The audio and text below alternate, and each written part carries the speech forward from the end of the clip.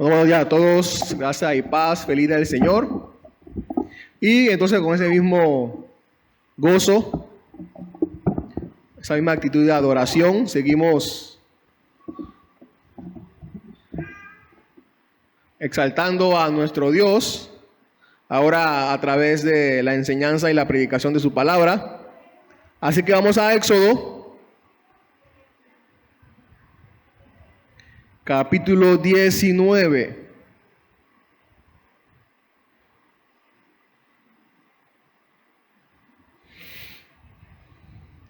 Éxodo capítulo 19.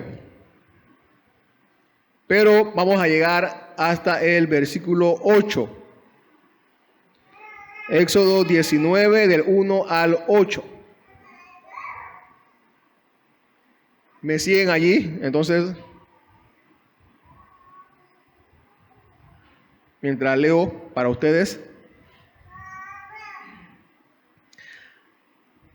Al tercer mes de la salida de los israelitas de la tierra de Egipto, ese mismo día, llegaron al desierto de Sinaí. Salieron de Refidín, llegaron al desierto de Sinaí, acamparon en el desierto. Allí, delante del monte, acampó Israel.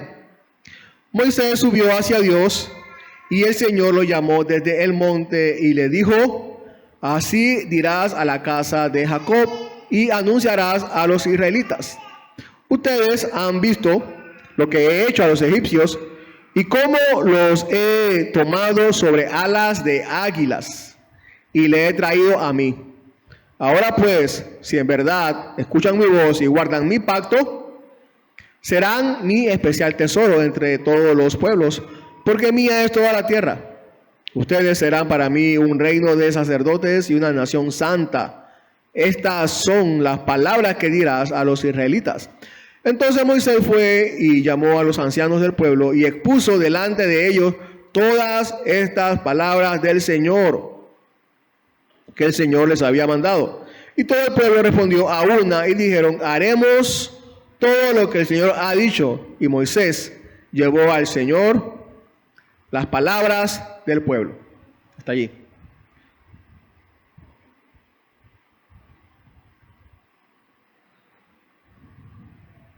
El título para esta enseñanza de hoy es: guardarán mi pacto. Guardarán mi pacto.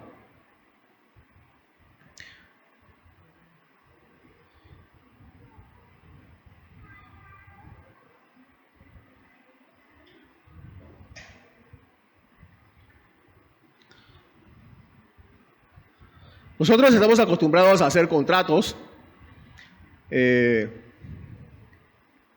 tratos o convenios, aunque realmente no usemos la palabra pacto y quizás sea un poco diferente y tenga alguna connotación diferente. Tienen los mismos principios, los mismos acuerdos. Ahí están. Y casi siempre cuando se le pregunta a alguien cómo es Dios, o a nosotros mismos, si alguien nos pregunta cómo es Dios, una de las respuestas más simples y básicas es decir: bueno, Dios es un Dios poderoso, Dios es un Dios eterno, es un Dios bueno y muchos atributos más. Pero quizás una respuesta que no sea tan popular es decir: Dios es un Dios de pactos. Casi nadie o pocas personas responderían de primera con esa respuesta. Dios es un Dios de pactos. Y eso que esta acción de que Dios hace pactos es lo suficientemente mencionada en la Biblia como para no pasarla por alto. Es más, esta acción de Dios de hacer pactos es una de las primeras acciones que hace Dios en el libro de Génesis. ¿Se acuerdan? La razón por la que conocemos a Dios como un Dios salvador es precisamente porque se nos revela antes como un Dios de pactos. Si Dios no se revela como un Dios de pactos, no podríamos conocerlos después como un Dios que salva o un Dios salvador. Llegamos ahora a este capítulo 19, según nuestra división, al evento que después del éxodo, o sea, después de la salida del pueblo de Israel de Egipto, es el mayor acontecimiento de la historia del pueblo de Israel. Llegan a Sinaí ahora al recibir los 10 mandamientos, las leyes de Dios, el pacto con Dios. Y vamos a verlo de esta manera. Esta sección pequeña, versículos del 1 al 8, y vamos a verlas en 4 divisiones. Número 1, versículos del 1 al 4, sabemos las razones del pacto. Número 2, versículo 5, sabemos la condición del pacto. Número 3, versículos 5 y 6, sabemos las promesas del pacto. Y versículos 7 y 8, entonces nuestra respuesta. Nosotros aceptamos el pacto. Vamos a verlo así. En versículos 1 al 4, entonces, ahí Dios revela o da a conocer las razones del por qué va a pactar con el pueblo de Israel. Sabemos las razones del pacto. Al tercer mes de la salida de los israelitas de la tierra de Egipto, ese mismo día llegaron al desierto de Sinaí, dice el versículo 1 y 2. Salieron de Refidín, allí delante del monte acamparon en Israel. Al tercer mes, ese es el mes de Sivan o Sivan para ellos, que corresponde a nuestro calendario entre mayo y junio, para que podamos allí tener una idea de qué tiempo era. Fue en el desierto de Sinaí. Y ustedes saben que se le llama desierto Sinaí por el monte que está allí, que se le llama Sinaí. Y alrededor entonces es el desierto de Sinaí.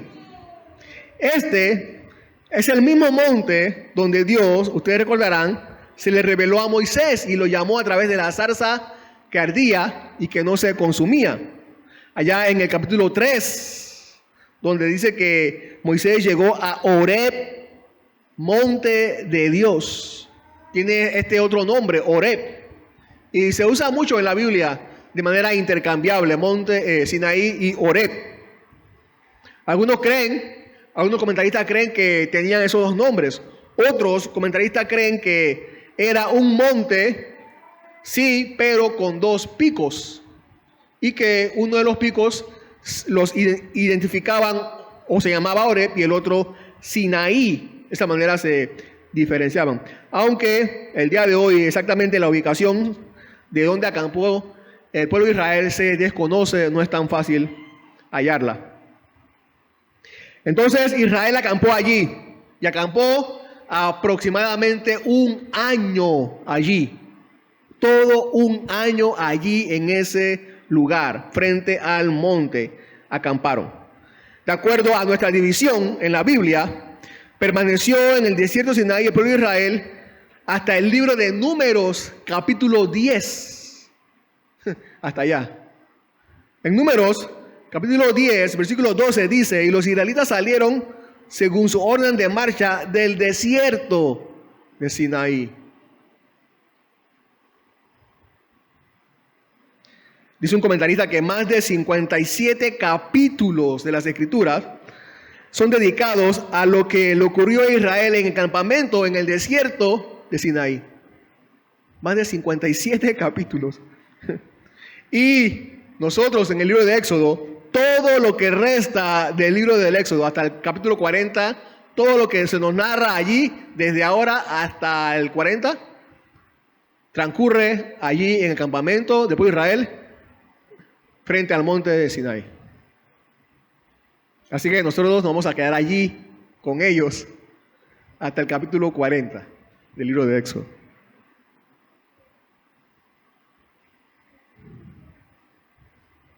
Ahora, esta palabra desierto,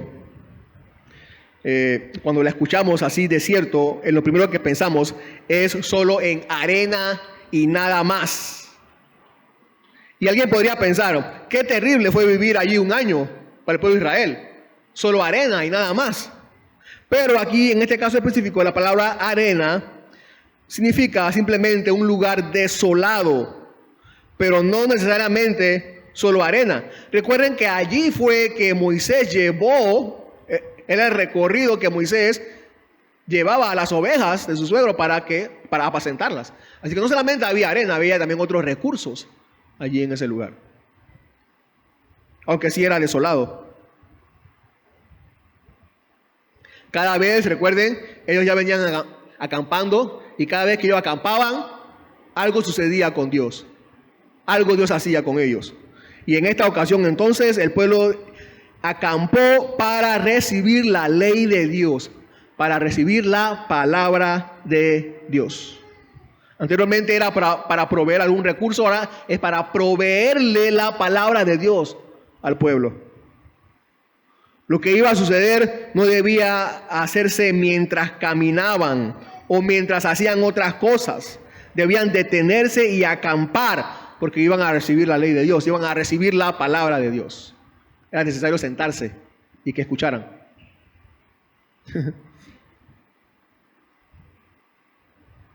Este lugar era un lugar adecuado para lo que Dios tenía en mente para el pueblo de Israel durante aproximadamente un año.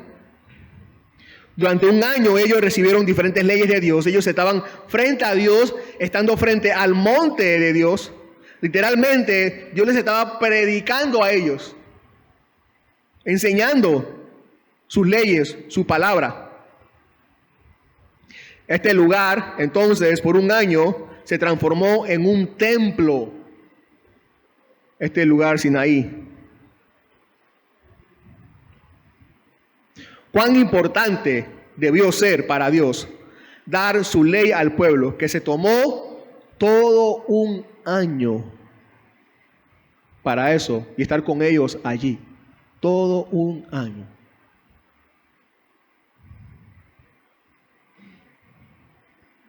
Y no solo se trataba de que ellos iban a recibir la ley de Dios y ya, nada más, sino que a través de esas leyes Dios estaba dando a conocer a ellos. Dios se propuso darse a conocer a ellos. El pueblo tenía que conocer a su Dios. ¿Cómo? A través de sus leyes, a través de su palabra. Y para eso necesita tiempo. Se necesita tiempo. Y atención.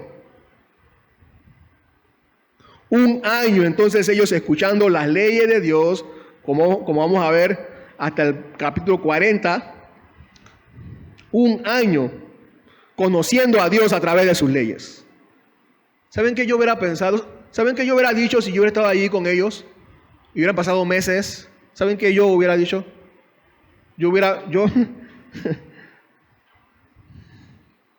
¿Por qué esto? Esto yo hubiera dicho.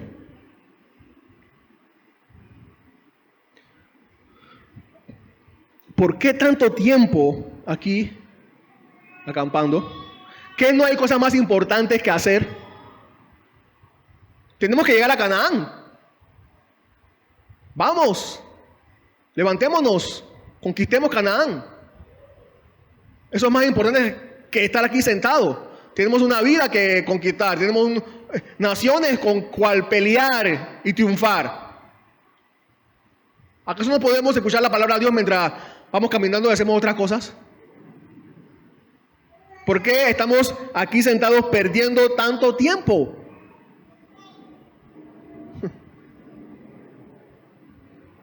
Canaán nos espera. Tenemos que conquistar a Canaán, tenemos una vida que ganar. Fíjense, otra vez, el propósito de Dios para su pueblo, para el año, era que le conocieran a través de su palabra. El pueblo se sentó a escuchar a Dios por un año, como se sentó María a los pies de Jesús, ¿se acuerdan?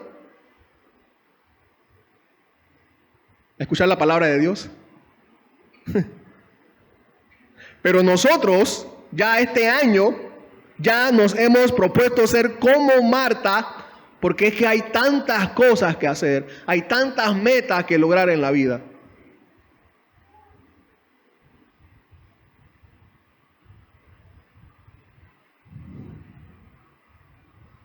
Y pastor, ¿son malas las metas acaso? Bueno, sí.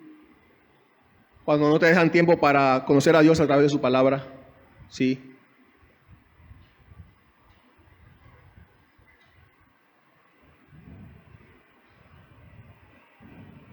El pueblo de Israel no desperdició tiempo valioso acampando un año en Sinaí. No. Eso no fue un tiempo desperdiciado. Eso no fue un año desperdiciado.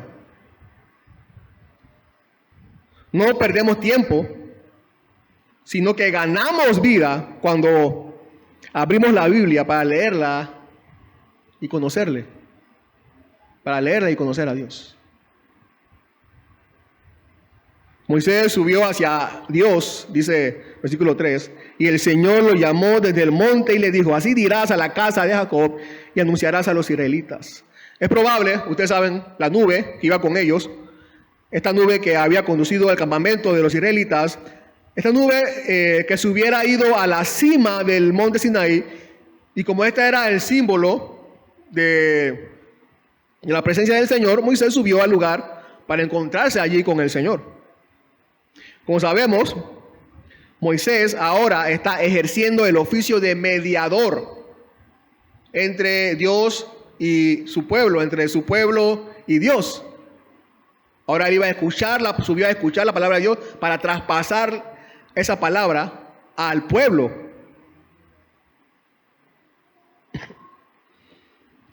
Era mediador, prefigurando entonces la obra de Cristo, quien en este caso específico es el autorizado para revelarnos cuál es la voluntad de Dios.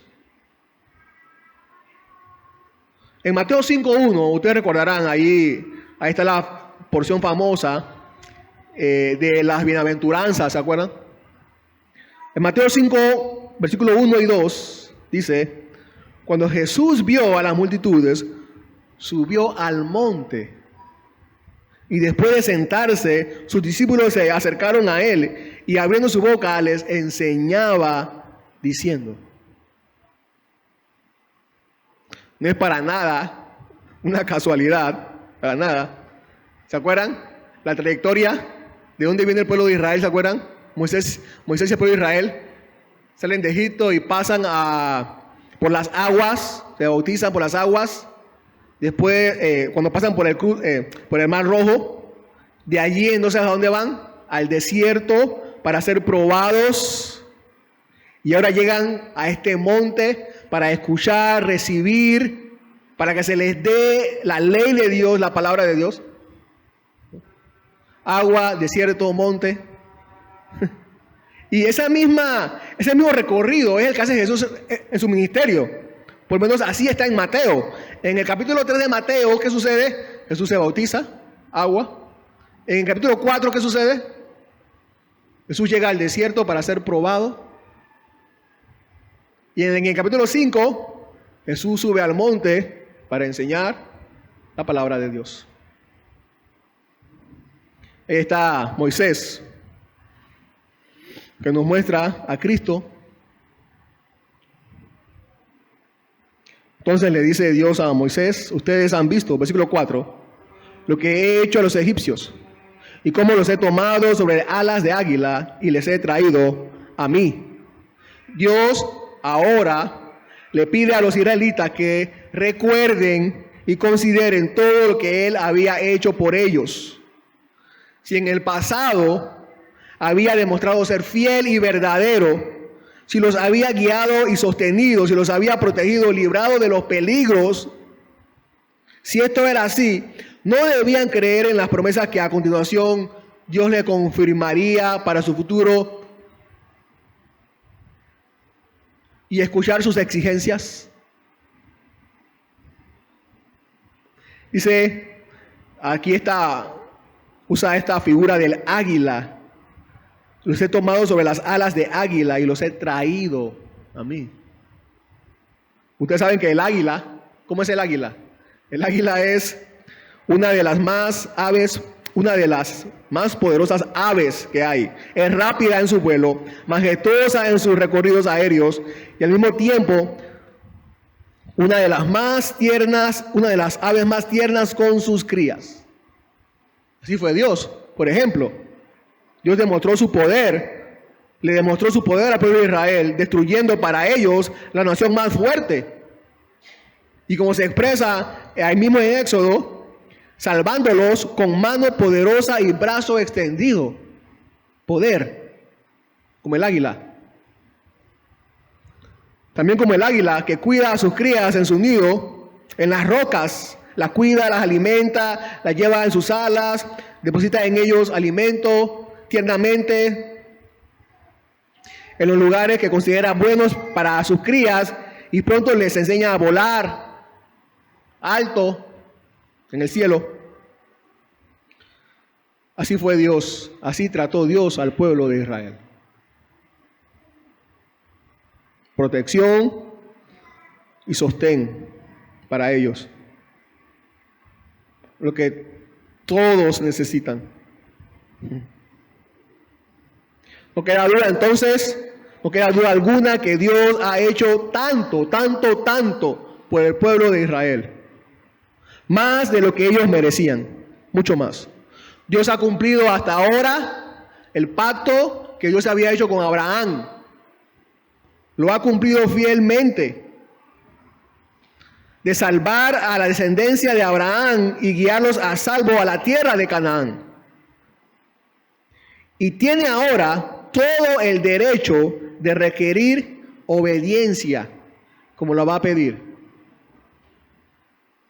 Ellos, o sea, el pueblo de Israel, habían gozado de los privilegios del pacto. Pero ahora era el momento que ellos recordaran las obligaciones del pacto. Dios, a nosotros también, por supuesto, nos ha dado suficientes privilegios para requerir de nosotros algunas cosas. Casi todo o todo de nosotros. Al recordar tanto amor de Dios para nosotros, concluimos pues que Dios tiene el derecho, todo el derecho de pedirnos lo que sea. El amor de Dios para con nosotros ha sido tanto, que si nos pidiera 1000 vidas que darle, nunca podríamos corresponderle. Nunca. Así que ahora, en el versículo 5, Él va a hablar acerca de la condición del pacto. Sabemos la condición del pacto. Ahora pues, si en verdad escuchan mi voz y guardan mi pacto. Si escuchan mi voz, si guardan mi pacto, ahí está la condición. En otras palabras, si obedecen mis leyes, si obedecen las leyes que les voy a dar, leyes que se resumen en el pacto. ¿Qué pacto? ¿Qué pacto? Bueno, como recién mencioné, ustedes saben, los israelitas están allí porque Dios está cumpliendo el pacto que hizo con Abraham. Y a continuación le va a dar leyes que va a requerir de ellos cumplimientos de ese pacto. Más adelante, inclusive, en el capítulo 24, si nos adelantamos, en el versículo 7, ellos también van a reafirmar la decisión que van a tomar dentro de un momento. Luego tomó el libro del pacto y lo leyó a oídos del pueblo, y ellos dijeron: todo lo que el Señor ha dicho haremos y obedeceremos. Ahí está la conclusión del pacto. Así que lo que quiero que veamos o que tengamos en mente a medida que avanzamos, no solamente este capítulo, sino también el capítulo 20, que los 10 mandamientos que vamos a ver, que aunque lo conocemos así, más popularmente, realmente son un pacto, Tenemos que recordar eso, un pacto. Porque muchas veces quizás, de una manera inconsciente, al mencionar los 10 mandamientos, desconectamos Éxodo 20 de todo lo que Dios ha venido haciendo con Abraham y con el pueblo de Israel. Con el pacto que ha prometido. Con el pacto que ha hecho. Así que lo que vamos a ver en los siguientes versículos y el capítulo 20 es un pacto. Es un pacto que Dios hace con su pueblo. Un pacto como Dios hizo con Abraham. Es un pacto como el que Dios hizo con Adán en el Edén. Es un pacto. Recuerden que el pacto que Dios hizo con Adán lo conocemos como pacto de obras. ¿Se acuerdan? Pacto de obras. Así lo conocemos. Para mayor información, vean la serie de Teología del Pacto Bautista en YouTube. Y este pacto que vamos a ver en las próximas semanas, en el capítulo 20, ese pacto es el mismo pacto de obras que hizo con Adán, pero ampliado. Es el mismo pacto de obras que hizo con Adán, Éxodo 20, pero ampliado y detallado, podríamos decir también. Dios le dijo a Adán, debes hacer esto. Le dice ahora al pueblo de Israel, deben hacer esto. Dios le dice a Adán, si lo haces vivirás. Dios le dice ahora al pueblo de Israel, si lo hacen serán mi especial tesoro y tendrán una tierra para siempre. Y aunque era un pacto de obras, también el que Dios primeramente hizo con Adán, era un pacto condicional. Condicional. El pacto con el pueblo de Israel también era un pacto condicional. Pero aunque los dos eran pactos condicionales y pactos de obras, vemos también allí, Dios no puede dejar de darnos una experiencia de gracia futura. Con Adán y Eva no los mató de una vez, sino que Él mató un animal para cubrir sus cuerpos. Y ahora con el pueblo de Israel, Dios va a establecer un sistema donde ellos tienen que matar a un cordero para que cada vez que pequen y transgredan su pacto, ellos puedan encontrar gracia y perdón de Dios.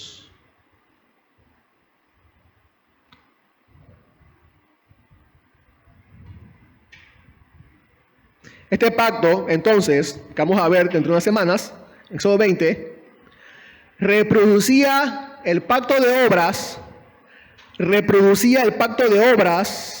hecho con Adán y promovía el pacto de gracia prometido en Génesis 3:15. Reproducía el pacto de obras hecho con Adán y promovía el pacto de gracia prometido en Génesis 3:15. Lo mismo.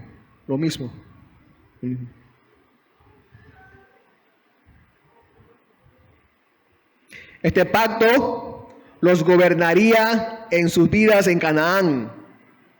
Así como el pacto de Dios con Adán dirigía las vidas de los que vivían en Edén. Ahora, está esta diferencia. En el pacto de obras con Adán se prometía la vida eterna para todos los descendientes de toda la tierra, en toda la tierra, todo el mundo.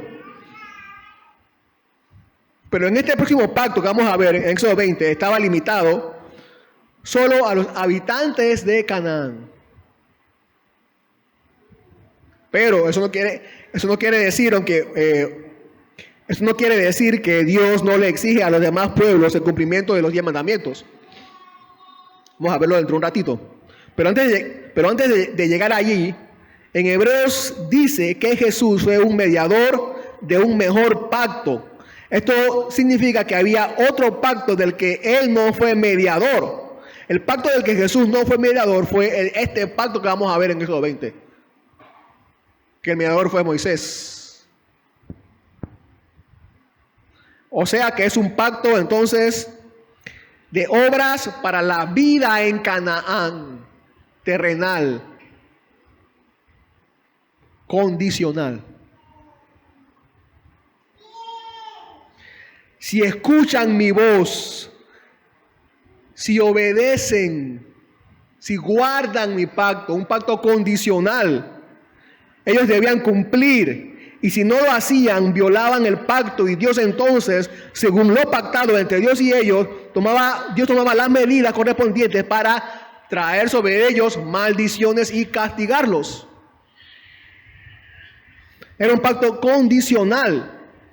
El pacto con el pueblo de Israel, que vamos a ver en Éxodo 20, más detalladamente, fue condicional, no incondicional. El único pacto que es incondicional, ¿cuál es? El nuevo pacto, el pacto de gracia que Jesús establece. Ese es el único pacto incondicional. Dios hace pacto con el pueblo de Israel condicional. No incondicional, sino condicional.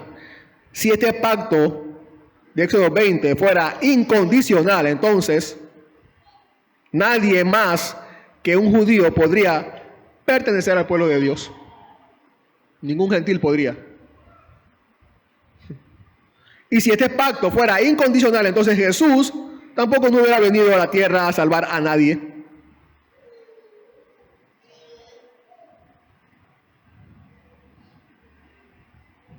¿Por qué? Porque el propósito de este pacto fue confirmar la incapacidad del hombre de salvarse a sí mismo.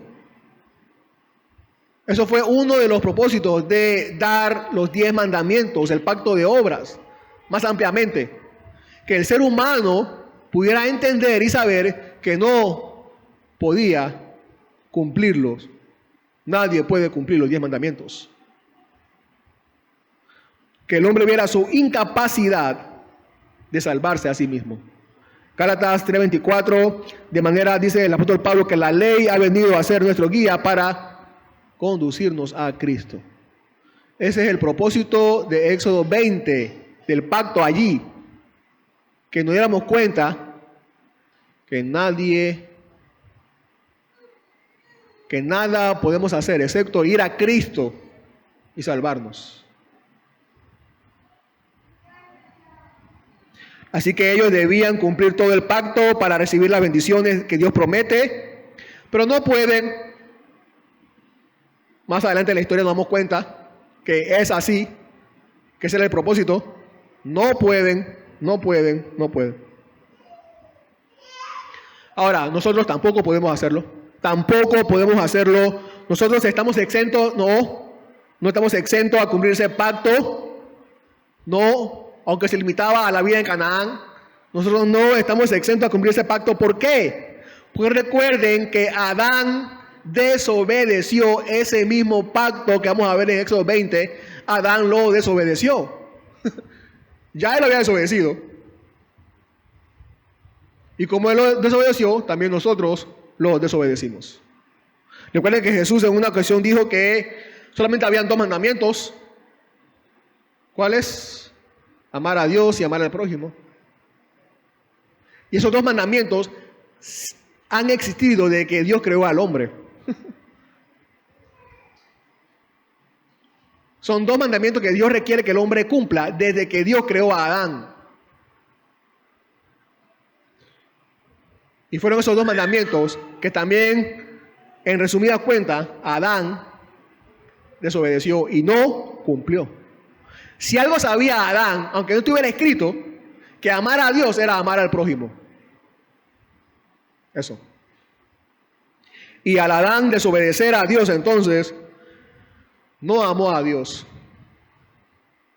Se rebeló contra Dios y no amó a su prójimo.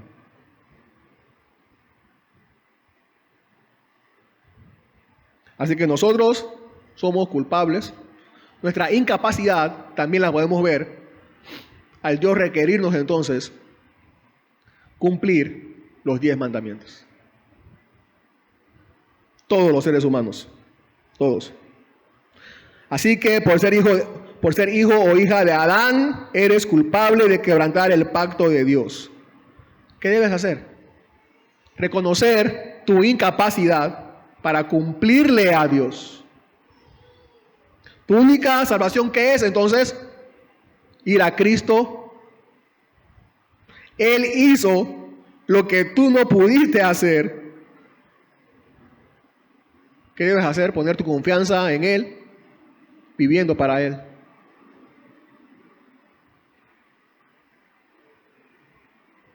Versículos 5 y 6. Las promesas del pacto, sabemos las promesas del pacto. Serán mi especial tesoro entre todos los pueblos, porque mía es toda la tierra. Ustedes serán para mí un reino de sacerdotes y una nación santa. Esas son las palabras que debes decir a los israelitas. Mi especial tesoro. Esta promesa, otra vez, era condicional. Ellos serían su especial tesoro, sí. Condicional. El pueblo judío, conocemos la historia entonces, cómo ha resultado todo para con ellos. Así que el pueblo judío, el pueblo de Israel, hoy día, para nada es un tesoro para Dios. Para nada. La tribu Leví, que más adelante se va a establecer para ser sacerdote, fue en última instancia entre los propios israelitas lo que cada uno debía hacer entre todas las naciones, entre todos los pueblos. Y cuanto más fielmente hubieran cumplido sus deberes, hubieran alcanzado un privilegio hasta hoy sobre todos los pueblos de la tierra. Pero no lo hicieron, no obedecieron. Pero ese privilegio, por la obra de Cristo, ¿quién lo tiene? Nosotros, la iglesia.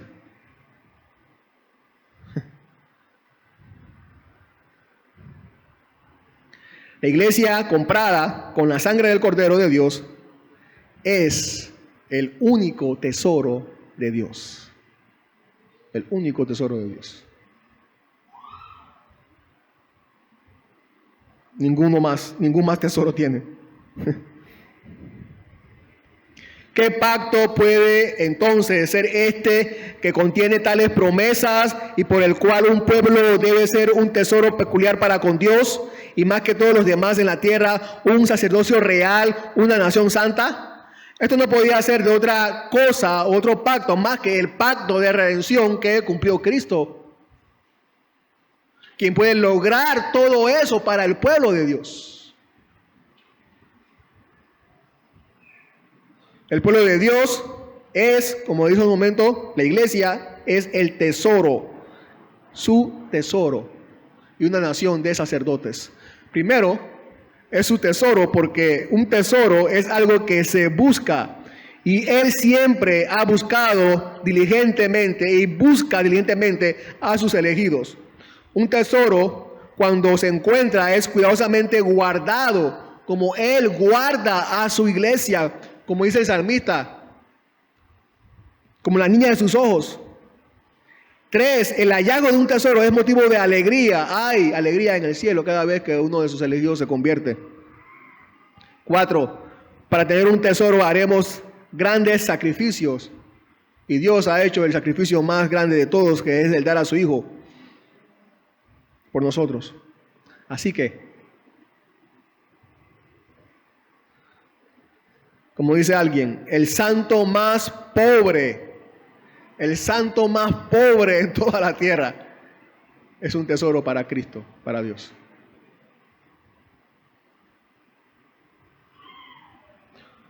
Dice un comentarista, un reino de sacerdotes es uno en el que la armonía y el trato correcto se encontrarán en todas las relaciones, porque cada miembro está continuamente sirviendo a Dios con el gran amor amoroso y aceptable sacrificio de su propia vida. Eso es la iglesia del Señor. Una nación de sacerdotes. Versículos 7 y 8, para terminar.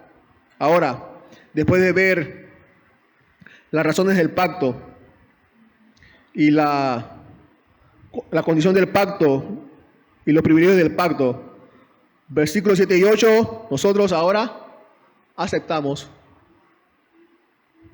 obedecer el pacto. Entonces Moisés fue y llamó a los ancianos del pueblo y expuso delante de ellos todas las palabras que el Señor le había mandado. Y todo el pueblo respondió a una y dijeron: haremos todo lo que el Señor ha dicho. Y Moisés llevó al Señor las palabras del pueblo. Haremos todo lo que el Señor ha dicho. Como explica el mismo texto, Moisés llamó a los ancianos y ellos, en representación del pueblo, dijeron: sí, haremos todo lo que el Señor ha dicho.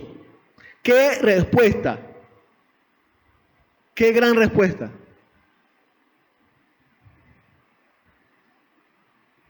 Y no solo porque ellos aceptaron el pacto, no lo rechazaron, sino que lo aceptaron, sino por la aparente rapidez. ¿La pueden ver? Con que aceptan como sin pensarlo dos veces.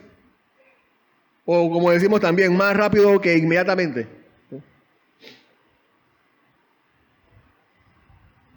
¿Qué usted hubiera pensado? ¿Qué usted estaría pensando ahora mismo si la Biblia hubiera terminado con esta respuesta del pueblo? Ahí, haremos todo lo que el Señor ha dicho. Y ahí termina la Biblia. No más amén, fin. Como esos cuentos, ¿no? Que terminan y fueron felices para siempre. Se acabó todo. Pero no fue así. Ahí no termina la historia. ¿Qué sucedió después? ¿Qué sucedió después de que ellos hicieron la promesa de obedecer a Dios? Violaron el pacto de Dios una y otra vez, una y otra vez, una y otra vez.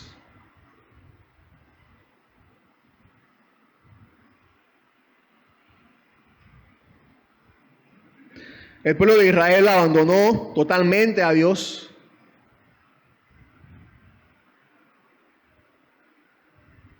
Ellos desecharon incluso el sistema de sacrificios, donde podían encontrar perdón y gracia de Dios. Incluso rechazaron eso. Lo desecharon. El recurso que Dios le había dado, el medio de gracia que Dios le había dado para encontrar perdón. Señor, perdónanos. Aquí está este animal. Cúlpalo a él. Perdónanos a nosotros. Ese sistema, ese medio, ellos lo rechazaron, lo desecharon. No quisieron más buscar perdón a través del Cordero.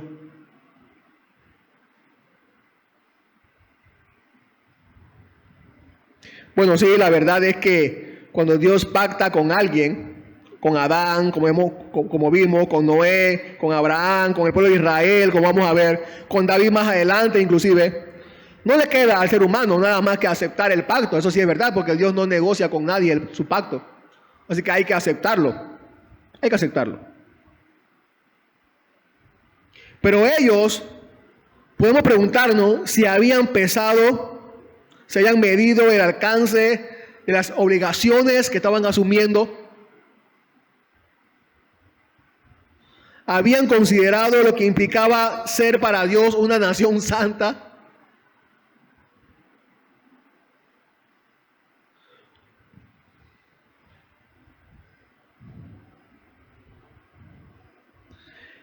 Estas palabras de ellos nos recuerdan a cuando Jesús estaba en su ministerio, que alguien se le acercó y le dijo: ¿se acuerdan, maestro?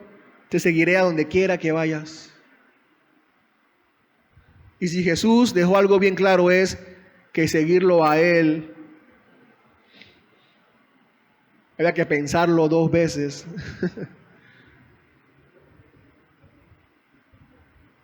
Lo que quería decirnos Jesús allí es que no es fácil seguirlo a Él. Solamente aquellos que están capacitados por el Espíritu Santo realmente pueden tomar esa decisión.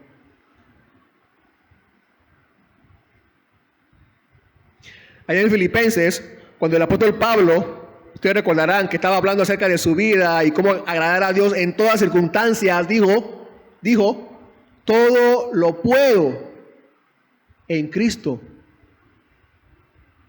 Todo lo puedo en Cristo.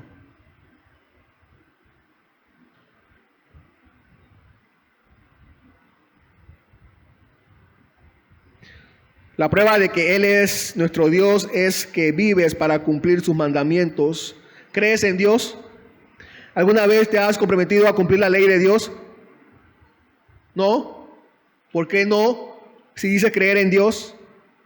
Es que otra vez, la prueba de que Él es tu Dios es que vives para cumplir sus mandamientos. Y realmente, este requerimiento de obedecer la ley, esta exigencia que Él nos hace de obedecer su ley, es prepararnos para la eternidad. Porque allá eso es lo que vamos a hacer. Obedecer por siempre a Dios. Estaba leyendo una pequeña historia donde decía el comentarista que, pero es tan difícil cumplir con el deber de amar la ley.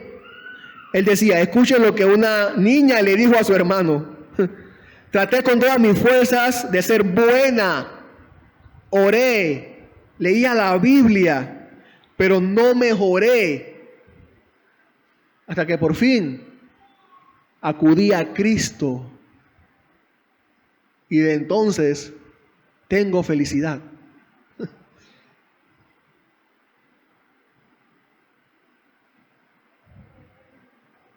Por Él obedecemos.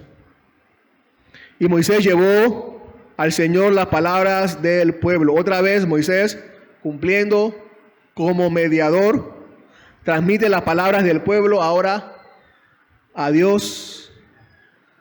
Así Cristo, o mejor Cristo que Moisés, como profeta, mediador, nos revela la voluntad de Dios, sus preceptos y promesas, y luego como sacerdote ofrece a Dios nuestros sacrificios espirituales, no solo de oración y alabanza, sino de afectos piadosos y devotos a Él. Y ahora, bajo el pacto que cumplió Cristo por nosotros, por su obra por nosotros, no solo nuestras palabras piadosas llegan a Dios, sino que además disfrutamos de las fuerzas de Él a nuestra disposición para obedecer la ley de Dios.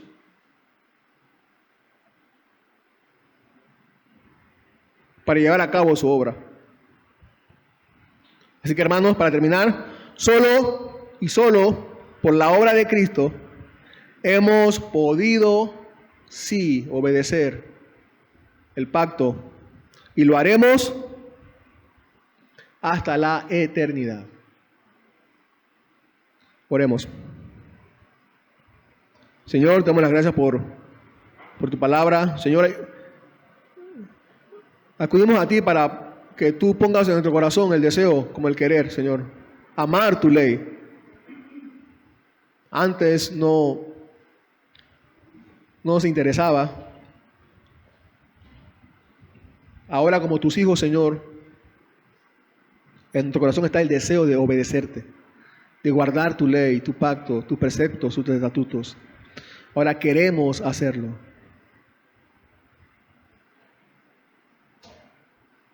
Pero también sabemos que es a través de tus fuerzas que podemos hacerlo.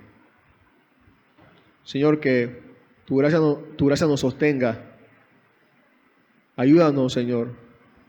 Y que podamos también predicar el Evangelio y que otros conozcan también de las buenas noticias que pueden encontrar en Cristo Jesús. De que ellos no pueden, pero en Cristo sí pueden hacerlo. Gracias, Señor. Amén.